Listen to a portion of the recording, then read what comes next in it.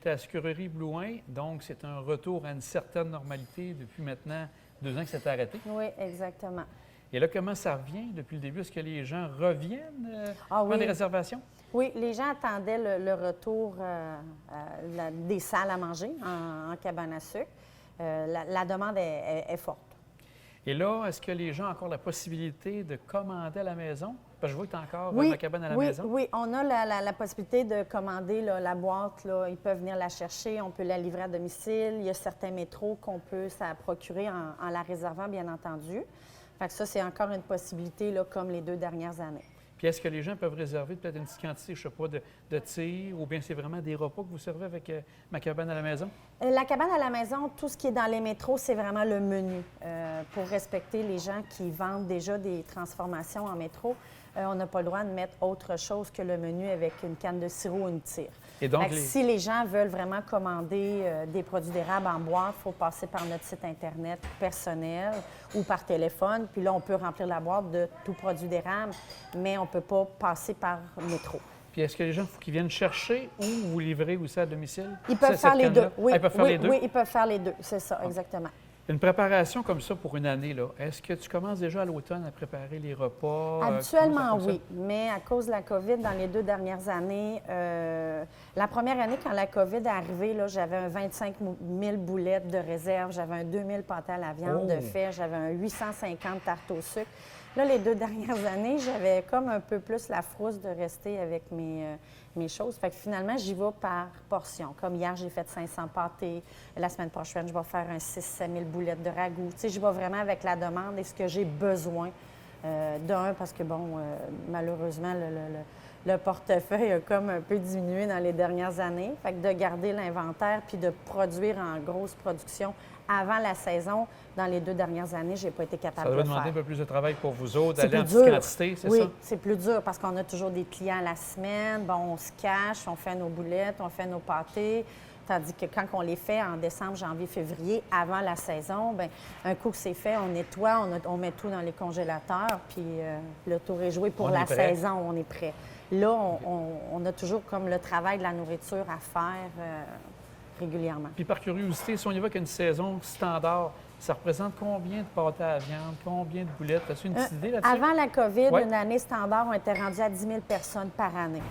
Fait que c'était mon 25 000 boulettes de ragoût. 25 000? Oui, un 2 000 pâtés. Combien de pâtés? 2 000 pâtés? 2 000 pâtés, 2 000, 2 200, tout dépendant. Là. Puis les tartes au sucre, on n'en fait que les fins de semaine. Fait qu'on y allait avec un 850 tartes au sucre.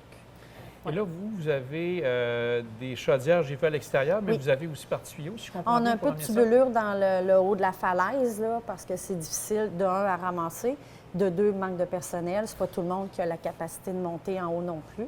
Donc, on a mis une tubulure. Fait que quand on fait les explications dans l'érablière à cheval, bien, ils ont le visuel de l'ancien processus à la chaudière et aujourd'hui, comment on fonctionne avec la tubulure.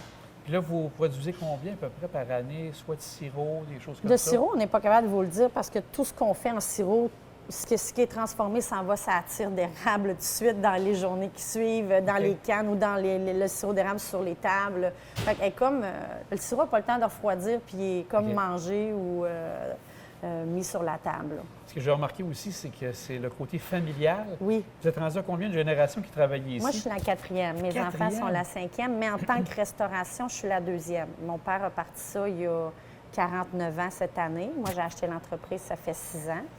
Mais mes grands-pères et mes arrières, eux autres, faisaient le sirop d'érable seulement, l'entaillage. Les jeunes ont pris la relève déjà? Tu as des jeunes qui travaillent avec toi? Oui, j'ai mes enfants qui m'aident beaucoup. La relève est-tu assurée? On ne sait pas, ils sont jeunes encore, mais j'ai beaucoup d'aide, oui. Donc, c'est ça. Donc, puis aussi, la période de l'année, tu couvres quelle période habituellement pour les soupers, le forfait de cabane à sucre, ouais? c'est du 1er mars au Centre-Ville, tout le temps. Après ça, tu arrêtes complètement? Après ça, bien, je change de menu. C'est vraiment, là, je fais des mariages, des forfaits famille. C'est beaucoup le méchoui.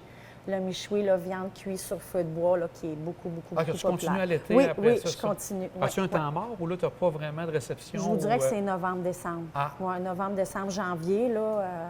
Après ça, ça redécolle. Alors, tu invites les gens à venir ici jusqu'au 30 avril de cette année? Oui. Je les invite fortement à venir nous voir. Oui, il n'y a pas de problème. Bien, merci, Julie. Ça me fait plaisir. Monsieur Blouin, le père de Julie Blouin, vous êtes en forme? Pas pire. Pas pire. On va regarder ici dans la chaufferie. Oui. Ça fonctionne encore comme dans le bon vieux temps. On met du bois, on installe ça dans le foyer. Oui. Puis après ça, vous faites dans les cuves la sève.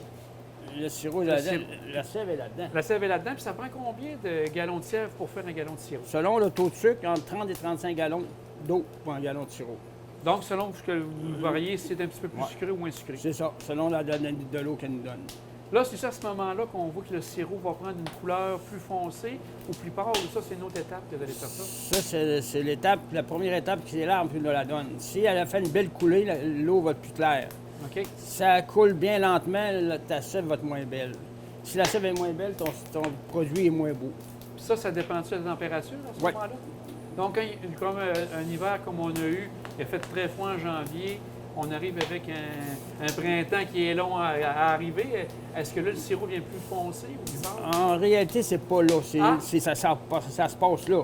Quand Ah. la nuit, tu as un bon 4-5 en bas, 6, pas trop, pour que le jour, ça y ait aussi l'inverse, qu'elle coule bien. Là, ton eau va être claire. Sinon, elle vient plus foncée. Elle reste plus embrunée un peu, puis ça fait le sirop plus brun. Mais ceux-là qui ont des systèmes de séparateurs, ils s'en sauvent plus que moi. Moi, je m'en sauve pas. Là. Puis là, votre sirop, vous avez un gallon de sirop. Pour, si on veut faire de la tire, c'est-tu pas mal l'équivalent au niveau de la quantité ou on a encore besoin d'une bonne quantité de sirop pour faire de la tire? Ça baisse au moins d'une pinte de sirop pour un gallon de sirop. Là. M. Blouin, un gros merci. De rien, ça fait plaisir.